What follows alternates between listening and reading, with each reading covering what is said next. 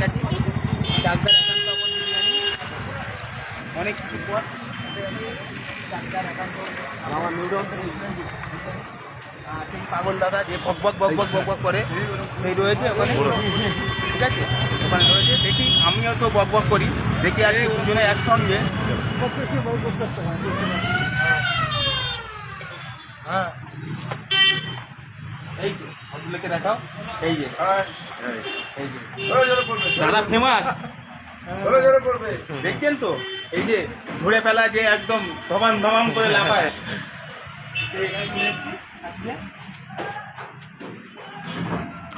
সুন্দর দারুণ।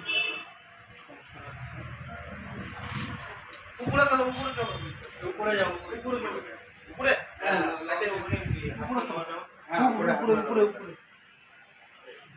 সব অতিথিরা চলে এসছে আমাদের, দেখছো। আর একজন আছে, সে আমাদের ওখানে গাড়ির মধ্যে আছে, তাদের জন্য আমরা নিয়ে যাব।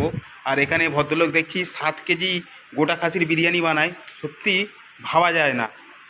যেখানে আমরা বাড়িতে 500 গ্রাম মাংস নিয়ে খেয়ে শেষ করতে পারি না, সেখানে 7 কেজি গোটা খাসির বিরিয়ানি, এটা তো মুখে বলা যায়, অত সোজা ব্যাপার না।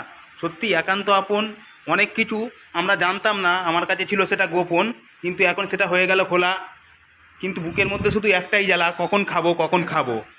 যাই হোক, খুব সুন্দর, চারিদিকটা অসাধারণ, দারুণ লাগছে। এদিকে কাকা সিটটা মাঝখানে ফাঁকা, কারণ একটাই, কাকা খাবে না কো বিরিয়ানি, কাকা খাবে ভাত, কাকাই করবে এখন কিস্তি মাছ। দেখছো কাকার মুখে কত সুন্দর হাসি, কাকাকে আমরা সত্যি প্রত্যেকেই খুব ভালোবাসি। তাই সন্তুদা সকালে গিয়ে কাকাকে সুন্দরভাবে আপ্যায়ন করে নিয়ে এসছে। কাকা যদি না থাকে আমাদের মনটা ভালো লাগে না। আমাদের টিমের গুরুজন, বয়স্ক মানুষ, সব মজা ইয়ার্কি ঠাট্টা সমস্ত কিছুই কাকার সাথে আমরা শেয়ার করি।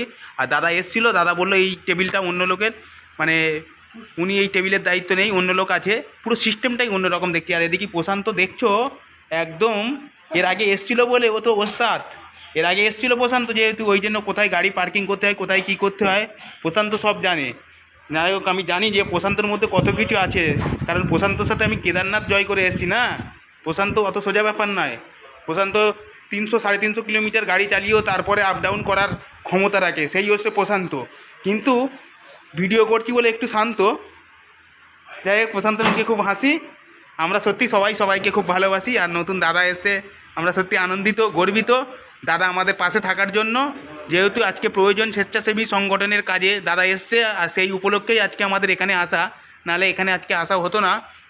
যাই হোক, প্রতিটা ছেলেরাই আমাদের অক্লান্ত পরিশ্রম করেছে, প্রত্যেকের পরিশ্রম নিয়েই আজকে আমরা সাফল্য হয়েছি, আমরা আমাদের কর্মকাণ্ড সফল করতে পেরেছি। তারপরেই আমাদের উদ্দেশ্য ছিল যে একটা ভালো জায়গায় খাবো, দুপুরবেলা কারোরই ভালো জায়গায় খাওয়া হয়নি, সেই জন্য রাতের বেলা একান্ত আপন চলে এসেছি। দেখা যাক খাবার মেনুতে কী আসে। আমরা যদিও বিরিয়ানি অর্ডার করব, তা আমাদের টেবিলে যে দাদা আছে সেই দাদার দায়িত্ব নিজের কাঁধে তুলে নেবে।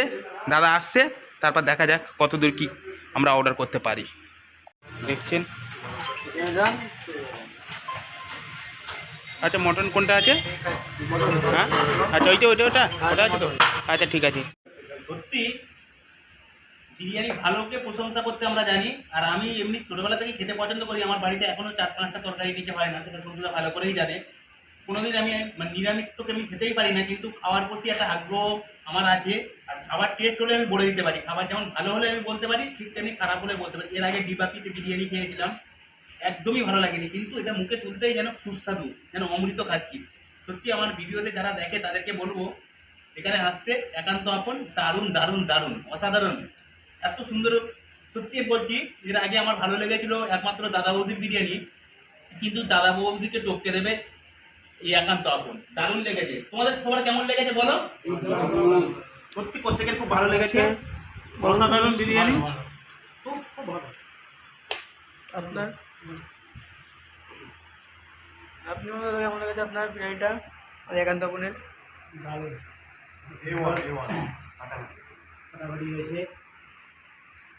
দেখুন, আর মটনের পিসগুলো, চিকেনের পিসগুলো দেখে দিন, দারুণ পিস, সব লেগ পিস আছে। এটা মটন আছে, এটা আমি একমাত্র মটন নিয়েছি, আমি চিকেন তো খেতে পারি না, এই জন্য মটন নিয়েছি। মটনটাও খুব সুন্দর, দারুণ। আর দাদা চিকেন খাচ্ছে, পড়বে বলে দারুণ লেগ পিস, ঠিক আছে, দারুণ।